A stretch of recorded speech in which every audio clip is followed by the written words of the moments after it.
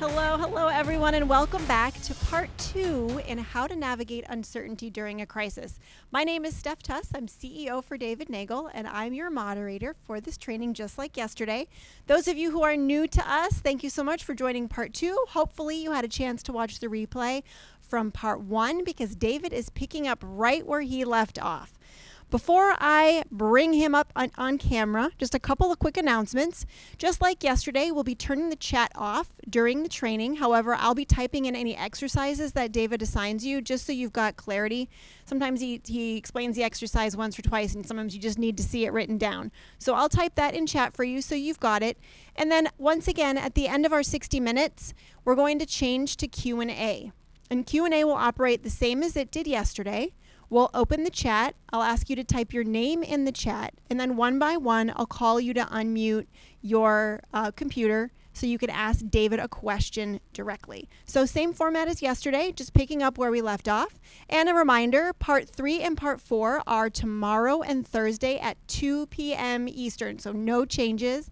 They're at 2 p.m. Eastern, so it's a little bit earlier for you folks overseas. I know it's getting to be a little bit late your time. All right, I think we can get started. I think I've said everything that I need to say. David, you ready to pick up where you left off yesterday? I'm ready. Let's do it. All right. All right. How you doing, everybody? Good to see you. Here's some good news. Good news is that our brain is designed to make it through a crisis. If you think about something that is actually quite interesting, the amount of time that we've been on the planet Earth and all the different challenges that we have really kind of proves that there's something very interesting about the way that we think. Here's a couple of things that are known. Number one, we have the ability to be able to think through a crisis, but we have to be generally taught how to do that. We also have the ability to think back ourselves right back into a wall and think the worst about things and really have our own little world kind of crumble down around us. So the idea for today is that we want to think something a little bit different. So basically we left off yesterday with the idea of what is your outcome? What is your outcome? Now, I want you to think about something. Hopefully this will stick. If not, write it down so that you have this, for all of eternity.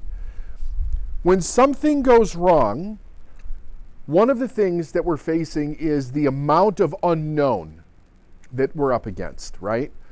And we don't know what we don't know. There's also this very interesting little part about this where in our subconscious mind, where we have fear, we also have this really unique thing where we are looking external of ourselves for different things that resonate with the fear. So we're looking for things to be afraid of outside of ourselves, right? We're looking for things to worry about. We're also looking for things to doubt. And I think this is something that is very important, that if you give it some consideration when you're not in the emotion of fear, when you're not in the confusion of doubt and worry, you can learn how you can make this assist you. So we're going to do a little bit of an exercise right now.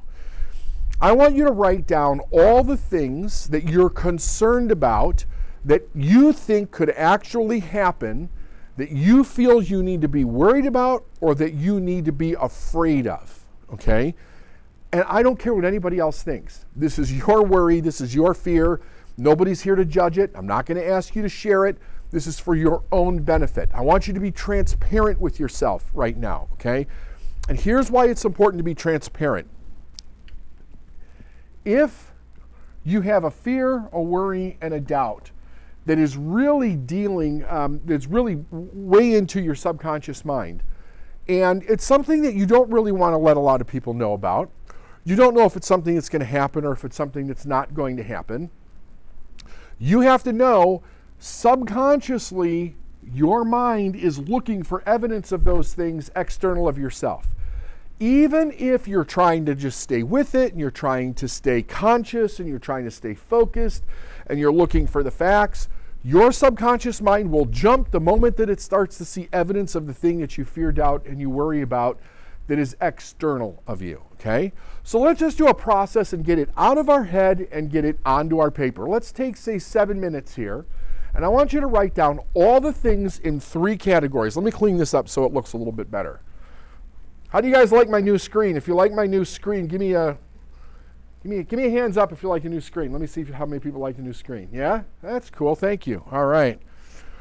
So, we have fear, we have doubt, and we have worry. Okay? I want you to make a list of all the things that you fear, that you doubt, and you worry that could possibly happen or go wrong in the time that we live in right now that would affect you or the people that you love. We'll say 7 minutes, okay? 7 minutes, go ahead, make a list, no holds barred, begin. Okay, hopefully you have everything written down. All right, let's move on to the next phase of this. So, when we're looking at human beings, one of the interesting things that we've got going for us is our ability to be able to see the benefit in something. And what's fascinating about the last couple of years is that you've really been able to, if you have had the opportunity to do this anyway, to sit back and to really take a look at human behavior. I have watched many, many businesses increase their business. My business has increased its business. Many of my friends have increased their business. All kinds of people that I don't know in other industries have increased their business. And I've also seen the horrific results of what happens to challenges that happen to people that really don't have a whole lot of ability to stand in a situation, understand what they're being confronted with, learn how to be grateful, and then to become resourceful in the moment. In other words, how do I take this threat? How do I take this problem that is before me? How do I take the facts, the figures, the opinions of all these different people? How do I take the idea of the global scale of some of the things that we're facing? And how do I have to think to take my business, whatever it is, and begin to look for the benefit, to begin to look for the opportunity? So first and foremost, what is a business? A business is the ability to take something, product or service, develop it into a very specific delivery system so that you can help other people. Now, people get into business for all different kinds of reasons. One of the cool things about it is that if a person is running an ethical business, if they're really trying to help people, if they want to help people, if they want to do good themselves, if they want to have a great benefit to themselves, they're going to need to find a way to be able to help people. But if within that person, there is a bit of an error in their thinking where when something goes wrong, they go into victim mode. They go into a paralysis mode. They go into, I don't know what to do. They get completely locked down by fear and doubt, what other people are saying. Maybe constraints that are being put on them by an outside source. It doesn't mean that there's not an opportunity there. What it means is that they've been so locked in around the parameters of what they can see, hear, smell, taste, and touch, around the fear of what they could lose, around the fear of what so many other people could lose, that they get locked into that's the only possibility. And what do we see today? We see this happening on a mass scale all over the world. But it's not an absolute scale. It is a lot, there's no question, but it's not absolute. Now, I really believe there is no situation that cannot be turned around if we understand how to think. Number one, I did this in my own life, and I've spent 22 years helping other people and businesses do this in just about every industry that you can possibly imagine. The first thing outside of what we talked about yesterday, what do you want, right? What is your outcome? Is to flip your mind so that you turn your radar on to be able to see the benefit in something. How do we do that? We flip our mind from fear to gratitude. fear to gratitude. Gratitude opens our mind up. Gratitude removes the fear, you see. There's something fascinating about the idea of having gratitude in your mind. Everything that happens in a person's life, especially the things that happen that are rough, if we could get to the place of where we stop judging those things and we get to some point of acceptance, right? Because there's some things you can do something about, there's some things you can't do something about.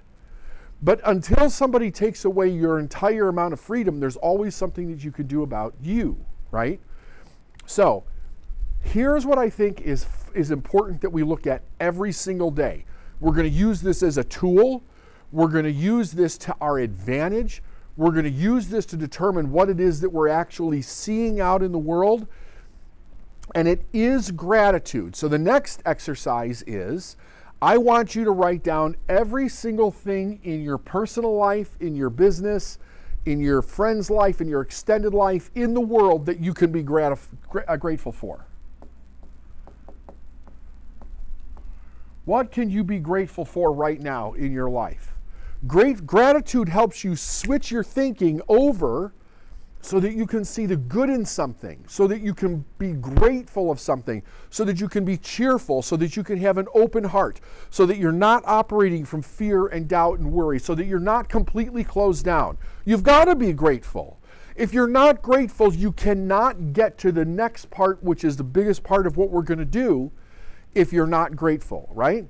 So let's take another 7 minutes or so. Every single thing that you can possibly think of to be grateful for, I want you to write it down so that you can see it in front of yourself. Go, begin now, do it. Do it with a big heart. Okay, I'm going to read you something from Raymond Hollywell's book, Working with the Law. So sit back and just listen to this. You can take notes if you want. This is under the chapter, The Law of Compensation. He says, if you're not succeeding, if you lack any good thing, look more closely to the cause. It is not outside, it is somewhere within. See where you fail to use the law correctly, or where you fail in your consciousness to think rightly. There are 3 points common in everyday life where one may fall into a snare and a delusion. First of all, you expect something for nothing. Does it all make you feel good, pleased when you get something without paying for it? If so, you are violating the law. Your returns will always be unsatisfactory. No matter where you go, be willing to pay your way. Have you known some people who hang back when you go out for an evening's entertainment? They stand back and they let their other fellow pay for the show. People like that lose hundreds of dollars when they try to save themselves a paltry 50 cents. The quality of thought that they entertain repels many dollars they rightly could attract. If you knowingly cheat one another, it may cost you many dollars for the mistake. So here's the first thing, right? And here's the reason I'm putting this in here, because whenever times become hard in some way, whenever things begin to change, we have a tendency to possibly go back over things that we've been working on overcoming, because it's the way that we know how to hold tight to the world that we know. So then, second, he says, do you hunt for things that are cheap? Are you a bargain hunter? Cheap thoughts can only bring cheap returns. You who wait for a bargain days will always have to take bargains, but remember, there are no bargains in life. If you have gained monetarily, you have lost in other ways. You place yourself in a vibration that lowers your present state. It forces you below your proper level. It limits your thought to a state where you support underselling, cutting, bankruptcy, and dishonesty on the part of the seller. He must lie or deceive or cheat somehow about the price of the bargain or some other article, because he is in the business to make a fair profit. Thus, you become a party to the violation and come under the penalty. Now, I don't know of what other things happen on occasion in life than when something we need has been restricted or when we're affected by inflation? And right now we're in a period of inflation that might become astronomical. Who knows, right? You have to be careful how you think through these problems. Because if you think normally through these problems, you have a tendency to do what everybody else does. You'll have a tendency to get what everybody else gets. This, believe it or not, when there's a crisis like this, when something goes wrong, when something gets set back, it's actually your opportunity to move forward. Now let's look at number 3. Do you begrudge spending money? Do you hate to pay your bills? Release money cheerfully even when it's the last dollar that you have. Decide what your need is. If it is more value than the dollar in your purse, then spend the dollar cheerfully.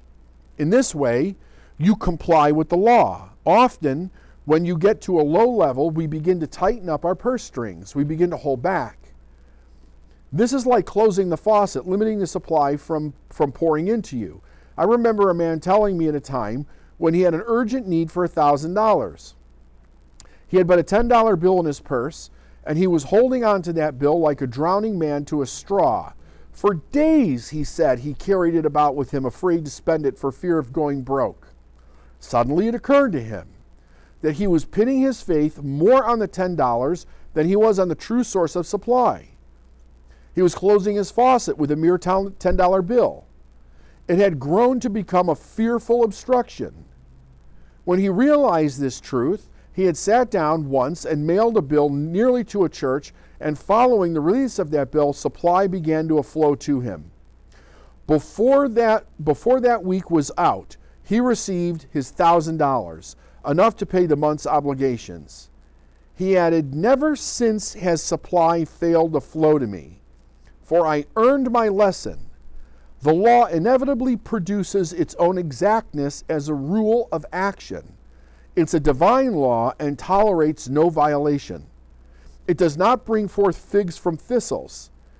If man misuses the law or harmony or health or supply, the law of compensation becomes manifest. We are free agents to choose the method of procedure of life. The law is infinite, and though it expresses all things are possible through us. Every time we choose a good thought, we make a good investment. What is life giving you today? Now, we have to think about that. What is life giving you today? So, you have the statistics of life, what you're hearing on the news, what you hear in the paper, what you hear on the internet, what other people are telling you, what you're witnessing in your business. What is it that we're seeing? We're seeing fear, we're seeing doubt, we're seeing worry, we're seeing lack.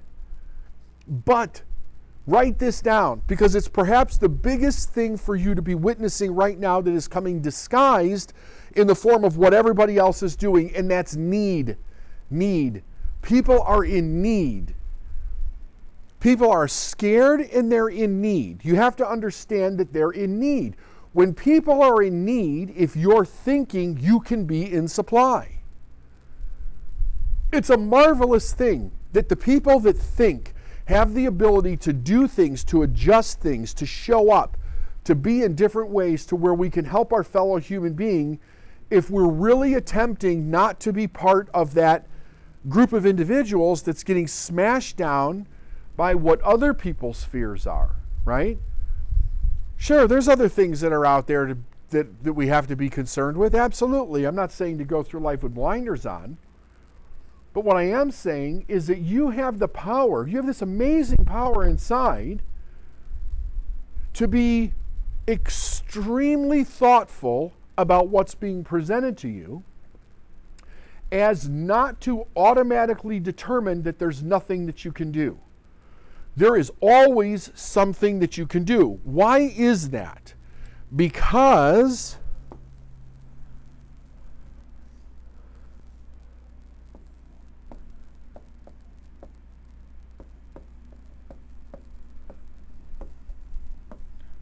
universal law is above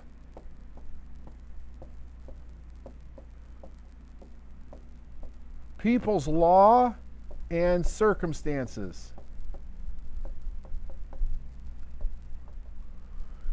That means just because people have different things that are going wrong and we have different circumstances, it does not mean that that supersedes what the law is.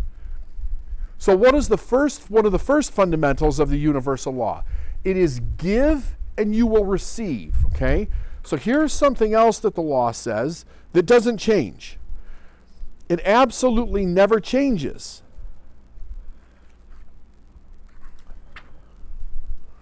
I guarantee you that what I'm going to share with you right now, if you keep this with you always, there may be a time where it seems absolutely 100% dire, but if you believe this, the answers that you need will be at hand.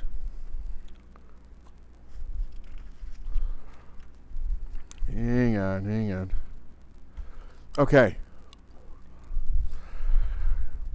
The key to the law is that we're continually drawing into life what we give and what we expect.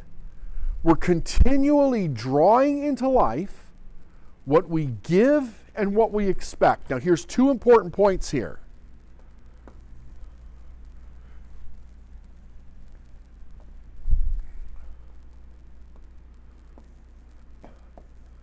Give is what's going out from you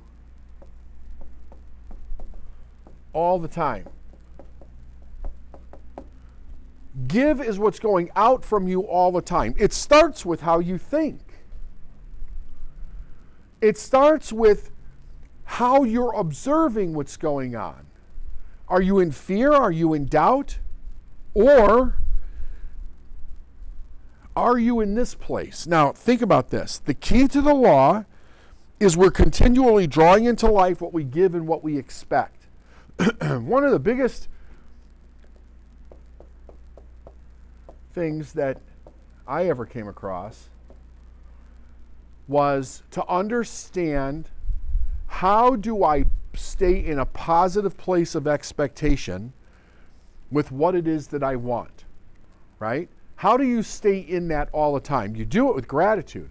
Gratitude is positive expectancy in an energetic thinking and spiritual form moving forward. Hang on.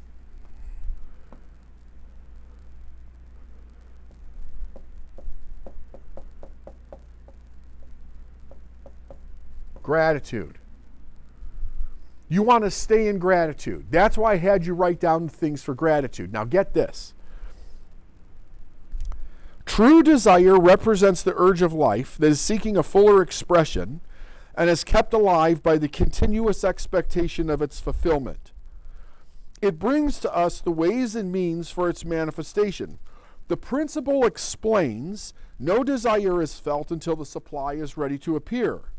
And no mind can be conscious of a need or a desire unless the possibility for its fulfillment already exists.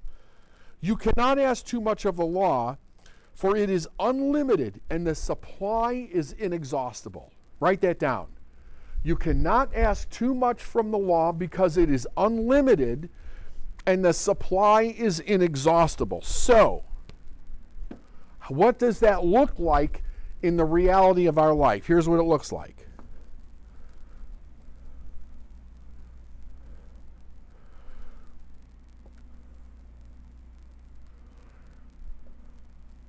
You have a human being, and you have, now first of all, I just want to mention this. You can call this whatever you want. You can call it law, you can call it universal law, you can call it spirit, you can call it energy, you can call it God. I don't care what you call it. But it is the thing that is in the universe that has all the information in it that either energetic or spiritually is continually moving through every living thing. So this is what this looks like. We have a thought power or spirit that is consistently moving to and through us. As it moves into the conscious mind, it goes into form, okay? Now, before spirit enters the mind, when it's out here, it's not in form. It's in potential. It's in possibility. It is with all knowledge. It is omnipresent knowledge. It has a modus operandi to it, and we call that more life. More life is consistently moving to and through all things. So when I get and I meet somebody on the street, or I meet a customer, and they actually give me money, they gave me the money that they got, but that money came from somewhere else. Where did it come from? It came from spirit. Spirit moves money and all possibility to and through people. To and through people. How a person behaves, how a person shows up, how a person sees life, how they expect, the attitude that they carry, it determines what is consistently moving to and through them. What I see external of myself, if I say it's good, it's good. If I say it's bad, it's bad. If I bitch, moan, and complain, that's no good. It repels it. It pushes it away. Life operates under the modus operandi of more life. It consistently is moving life upward. It doesn't matter how much pieces of that individual life are doing things to knock it down, to change it, to adjust it, to deny it possibly, to regret it, to make mistakes with it. None of that matters. What matters is when a problem or a benefit reaches you, what's your thought around it? Are you grateful or are you angry? Are you grateful or are you dejected? Are you grateful or do you feel betrayed? What is going on in your mind when the thing that you're living in, the consciousness that you're living in, shows up with something that you didn't expect or you didn't want? And what is in your mind when it shows up and it appears to be from an outside source that you're not in power of? You have to be so diligent with how you're thinking, right? It does not mean that you necessarily have to settle with whatever the consequences or the circumstances of those things are, as long as you're thinking about where is it that I want to go, what do I need right now? I'm watching people all over the world, the people that use this, the people that don't use this, the people that are getting what they need, the people that are not getting what they need. You have certain subgroups of individuals that consistently run completely face-to-face right up against different problems that they have been taught to believe they have no power over or no power with. The moment that you create a picture in your conscious mind that is not just gratitude, but also what it is that you want, right? So it's grateful, gratitude, which is what? What did I say that was? It is the positive expectancy of what you want to come in your life. The moment that you switch over to a bad attitude, you're not in the positive expectancy of what you want. You have to stay in the positive expectancy. You must stay there. No matter how dire things get, you have to believe that it's coming. You have to believe that the good is coming for you. It's always coming. It's always coming, regardless of how dark things get anywhere. It's coming. What do you want to align yourself with? Do you want to align yourself with the dark, or do you want to align yourself with the power and the promise of what it is that you say that you want? I'm going to share something else with you. I think is pretty interesting.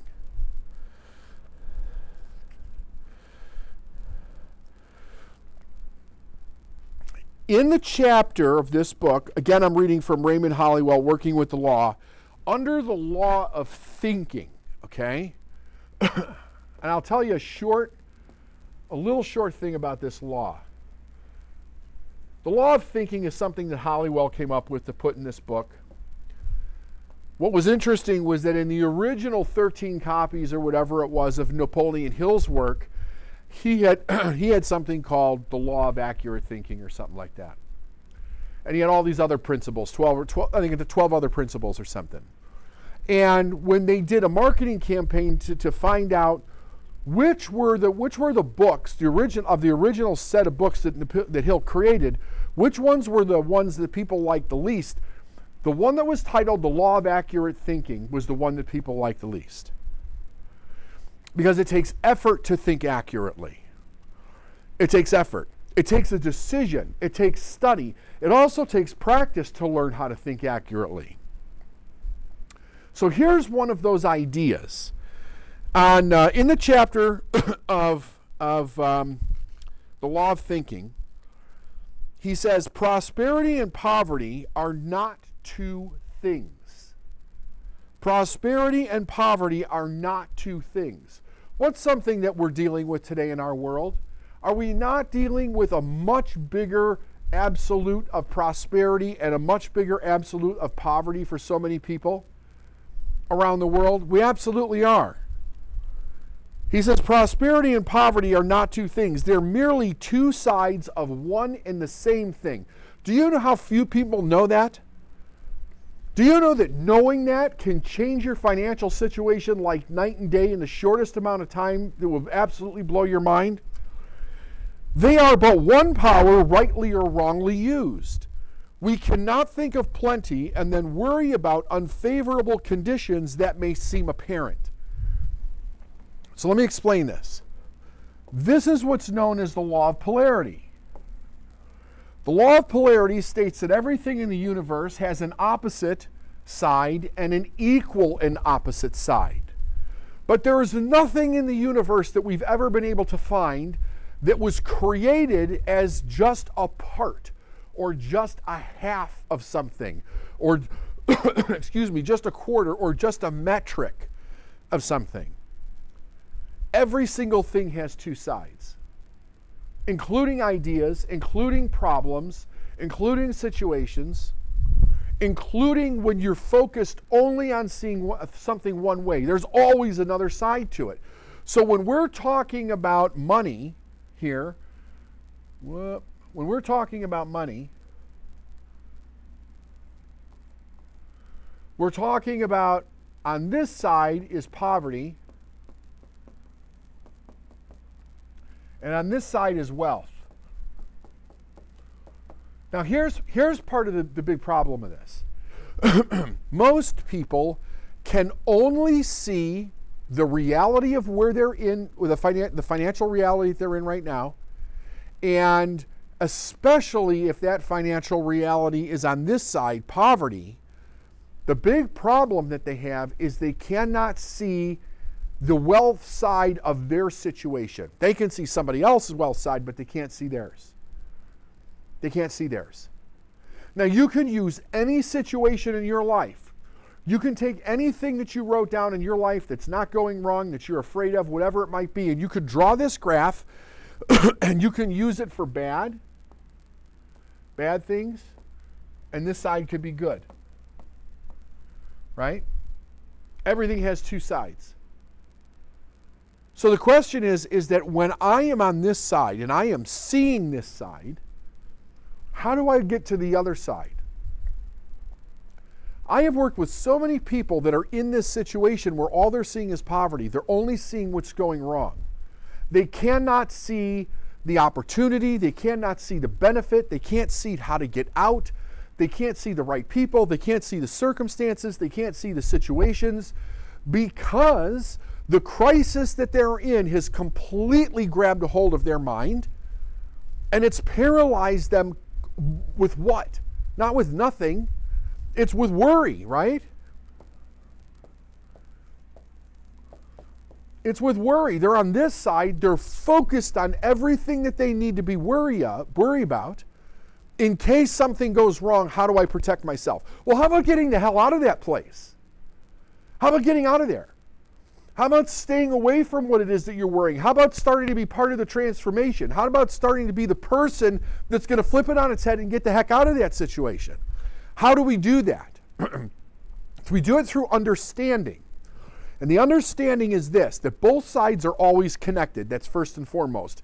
Even if you can't see the opportunity, Even if you can't see the benefit, even if you can't see the money, even if you can't see the things that you think that you need to get out of the side of whatever it is that's going wrong in your life, it has to be there. That's an absolute law. It's an absolute law. It must be there. How does it change? First and foremost, we understand if we change the way that we think, we change our perception. Our perception allows us to see things that are different than what we're currently seeing. So right now, the way that you observe your world is your perception. Somebody may see it very different than you. Excuse me, even if you're looking at your own situation, somebody may look at it very different than you. Your perception is controlled by your beliefs. It's controlled by your experiences. It's controlled by what you know. It's controlled by what you allow other people to tell you is true or not true. It's controlled by how big you make problems in your life. Do you make them so big that you can't see anything else? Or do you make them proportional so that you can deal with them in a healthy way? Right? What are you doing with these things in your mind to either create a prison for yourself or actually show you where the door is so that you can get to the other side? The first thing that we do with this is we practice gratitude. Because I got to tell you folks, if you can't get to gratitude, it becomes very difficult to see your way out to the other side of this thing. Gratitude is the first thing. Now, why would we practice gratitude when we're experiencing something on this side that we don't like? Because through understanding, we know that the opposite side of what we don't like is the thing that we want. The opposite side of what we don't like is the thing that we want. In order to get to the opposite side of what we don't like, we have to be grateful. Now, is there any other reason to be grateful? Yes, because there's something about what's happening right now to teach you something about yourself. There's something about what's happening right now to teach you something about yourself. And if you will open your mind,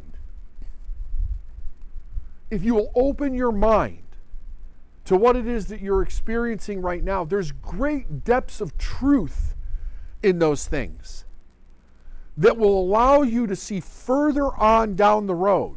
It will allow you to put things in perspective. It will allow you to treat the situation not with panic, not with what do I do, not with throwing the towel in the air, but going, this too I will be grateful for. This too is part of my rich life. I may not like it in the moment. It might be painful in some ways. It might be scary in some ways. But it's contributing to the overall perspective of what it is that I ultimately want. I need to figure out, why is this showing up the way that it's showing up? What do I need to learn? What's happening? How am I contributing? And the first thing is to be grateful, because I discharge all the negative energy that, not that it's giving me. If I feel bad about something that's happening in my life, it's because I am looking at it with that eye. And then I label it, I judge it with something, and I make it bad, and that's how I experience it. Now, if I keep doing that in a crisis, what do you think is going to happen?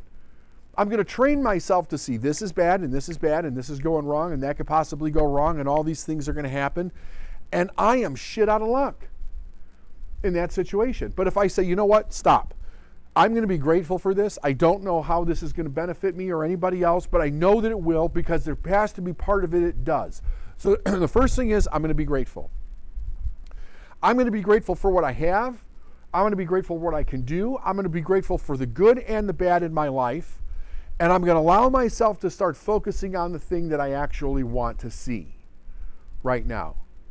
I don't have to know how it's going to get here, but I must stay in the positive expectation of gratitude to begin to bring that in my life. This is why we're talking about gratitude so much today.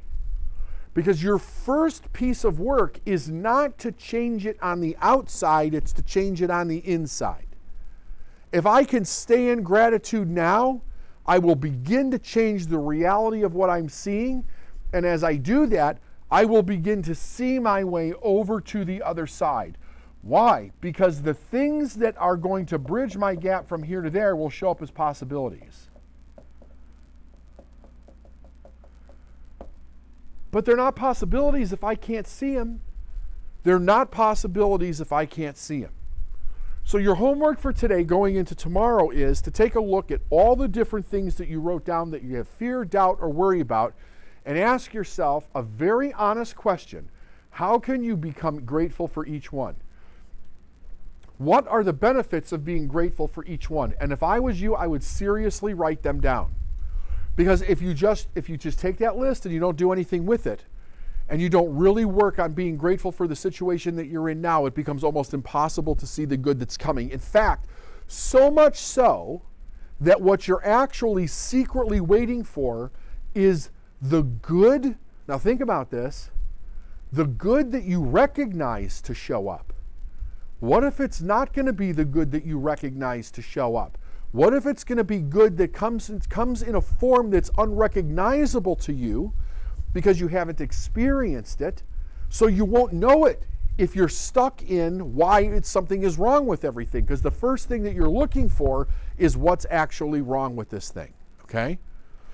So your homework for today is to really sit down, take all of the things that you looked at that are fearful, that are worrisome, that are gripping your mind, to take that big lump of gratitude that you wrote down and see, how do I apply it to this so that I can begin to see the good that I desire. I want to let the good that I desire to literally come into my life so that I can be transformed in that good and start making good decisions for myself to be able to move forward toward the thing that I want in my life. There you go, Steph. Fantastic, fantastic, fantastic teaching. Just as a reminder, just like we mentioned yesterday, after this is finished, we're running right into, in October, our Art of Success Virtual Summit. The dates on that are October 13th, 14th, and 15th. And I think the big thing to know for today is that the entire day 2 of the Art of Success Summit, David will be teaching on all of the laws.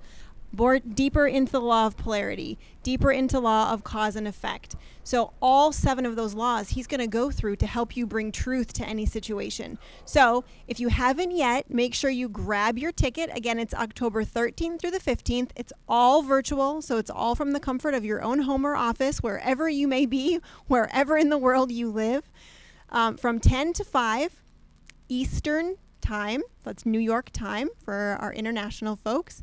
And right now the pricing is only $247. So that's $247 for 3 solid days of learning with David, where he's going to take you through how to master your own psychology, how to master the laws, and how to master your own success so that you leave with a plan.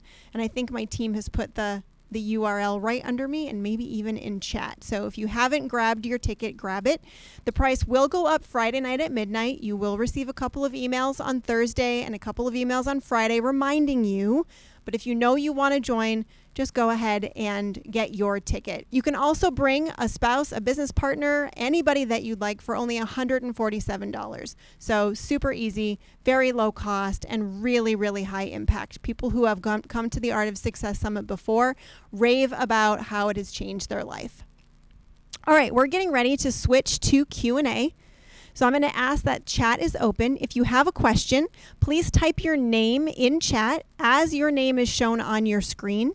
And while you're doing that, I want to answer a question about replays. So some of you have asked if there are replays of this, and the answer is yes. You get the replays of this 4-part training, and there's 2 ways that you can access those replays. The first way is you can go to David's YouTube channel. If you go to his YouTube channel, and for those of you like me who aren't really keen on YouTube, all you do is search David Neagle. It'll pop up his channel. You click subscribe, and you'll actually get the notification when the replays are posted. The second way that you can access the replay is I send a replay email every day. So the replay email for yesterday should have been in your inbox this morning, and the replay for today will be in your inbox tomorrow morning. Now, I know that we're having some email deliverability issues, so if you haven't received that email, the best way to access that replay is just to go to YouTube. Type in David Neagle, click subscribe, and you'll see the videos pop right up on your screen. All right. let's get Q&A started here. Just a couple of rules of play for Q&A so to make sure we've got time for everybody. David really requests that you open with your question. So don't start with the backstory. Open with your question, and if he needs more backstory, he'll question you. He'll ask, he'll pull that out of you. And that just helps everybody stay on track and save time. All right, David, you ready? I'm ready. All right, first question is coming from Daniela Chase. Daniela, can you unmute, please? Yes, I'm just wondering, the book that David was reading from during the teaching today, what's the title and who's the author? Yep. So the book is called Working with the Law, and the author is Raymond Hollywell. You're welcome. All right. Well, that was an easy question to answer. Easy. Next question is coming from Chad Smith. Chad, can you unmute, please? Great. Thank you so much. Hi, David. Hi.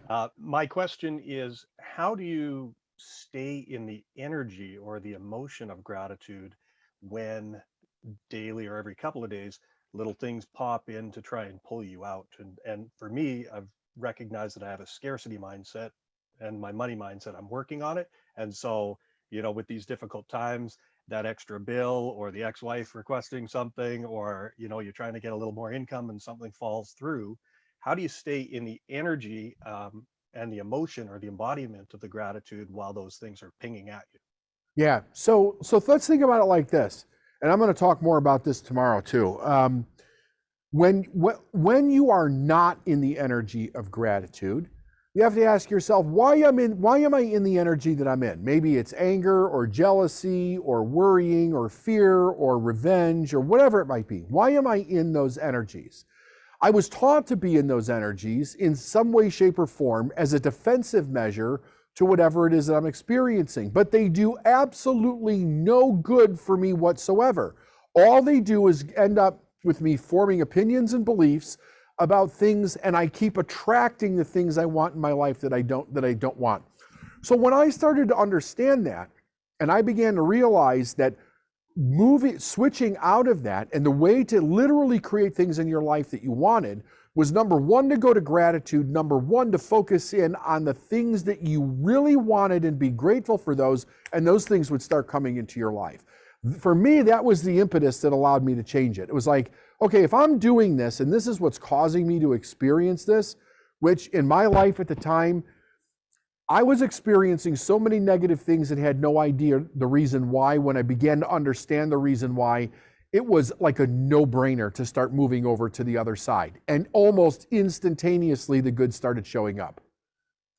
So it really, number one, it's a decision. It's not hard, it's a decision. And realize that the negative attitude toward things, while it may let you see something about it that's negative, which is not necessarily a bad thing, because you are seeing the possibilities of things that could go wrong, it is never a good idea to stay in that place.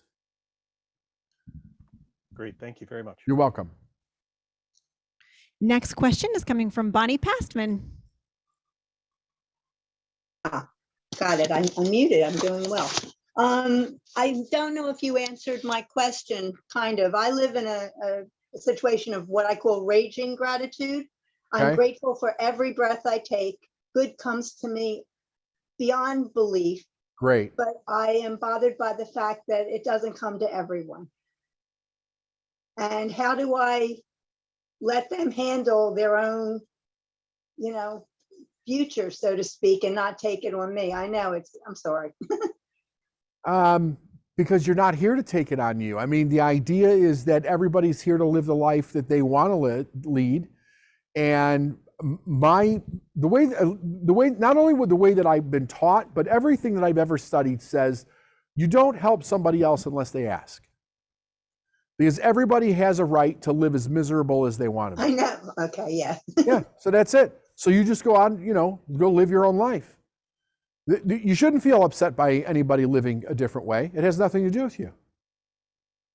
Well, as I said, I came into your practice late, and I'm sorry about that, because I have a lot of learning to do. But I'm grateful for everything I've learned. Very good. You're welcome. Thank you. Next question is coming from Romilla Ready. Hi, David. Thank you for this. I've been puzzling over this because so many times it's the unconscious mind that is projecting the energies that are getting attracted. And particularly in your case, I'm really curious. You were in a really bad place, and then a transformation occurred, and then you were being able to draw in all the positivity. And I'm so curious as to what that transformation might have been, if you're willing to share. Well, yeah. So I don't know if you've ever heard me tell this story. I definitely will tell it again in The Art of Success. But I was a high school dropout. I got married very young, and I had no skills. So I was driving a forklift for a living, and we were repeatedly losing everything that we had. Like, our bills were going up. We weren't making enough money. We went bankrupt, had our car repossessed, had to leave our apartment in the middle of the night. And I was working 6.5 days a week, and I knew that I needed to get an education, but I didn't know where I was going to get the money or how I was going to find the time. This is way before the internet came about. And after a lot of terrible things happened, one night I broke down in tears in the back of this trailer, and I was like, God, please show me some way to get out of this. I have no idea how to turn this around. Neither did anybody else that I had talked to, by the way. And a voice in my head said, David, change your attitude. So I went through a process of working on changing my attitude, and I changed 3 main things about myself. I started acting like I love what I did. I started treating everybody with total respect. And I started doing everything to the best of my ability. And I tell this in a long form in The Art of Success. My income went from $20,000 to $62,000 in 30 days after I made that decision. So what that did for me was, number one, it exploded the ability for opportunity in my life, because now I was making enough money. We weren't going broke. I had money to do other things. I had possibility. I had options. The thing was, though, was that it really told me that there was something that was happening that I didn't understand what it was. And it put me on a path of studying for about 7 years. So I studied everything I could get my hands on for 7 years. I studied all the religions. I had all different kinds of mentors. I really wanted to know what the hell I did to make this transformation so big, so profound, and so fast. And over the period of 7 years, it just kept getting better, better, and better. So with that in mind, I kept studying and really learning from, some of the best people in the world what I had actually done. And that was the transformation right there. That was the beginning of it. Thank you. You're welcome. Next question is coming from Joki Strathoff. I hope that was close. Yeah, I'm from Holland, so Joke. Got it. Okay, thank you. My question is, I have a client. She's about 40 years, almost, and her daughter is 8. Okay. And the father of this daughter is a narcissism. Is that the right English word? Is what? Narcissism. Okay, yeah, narcissist, yeah. Yeah. And so she divorced 6 years ago or something. Okay.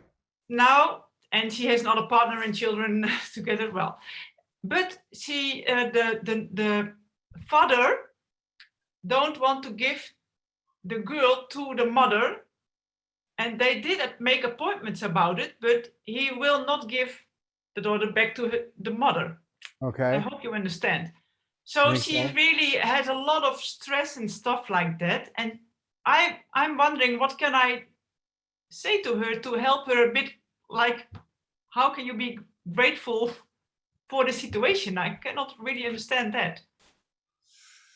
Well, so the idea is that being stressed out and whatever it is that she's going through because of it from a negative perspective does her no good, and it doesn't do anybody else any good. So the idea is be grateful for what it is that she has, and then begin to look for resolutions to the problem.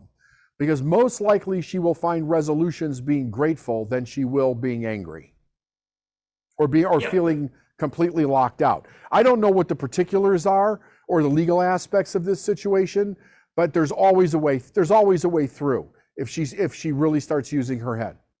What is resolution? I don't understand the word. What word? What was I'm sorry, I didn't understand the word either. What word? Resolution? Or Resolution? resolution. Oh yeah. So the kind of outcome that she's looking for. Yeah. Resolution means that she achieves the outcome she's actually looking for her.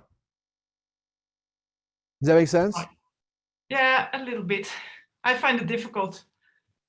Do you know resolved? Like the issue is resolved.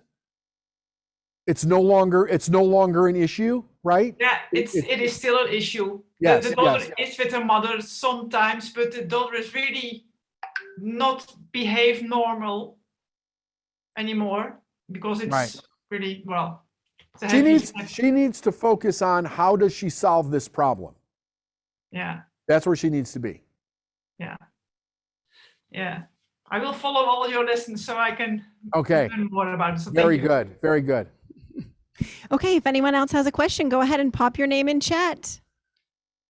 Becca, you are up. Hi, David. Hi, Becca. My question involves like when you're down and out in the poverty section or whatever the negative side of your thinking is, and wanting to move to gratitude, but like I'm so far from that it doesn't feel possible.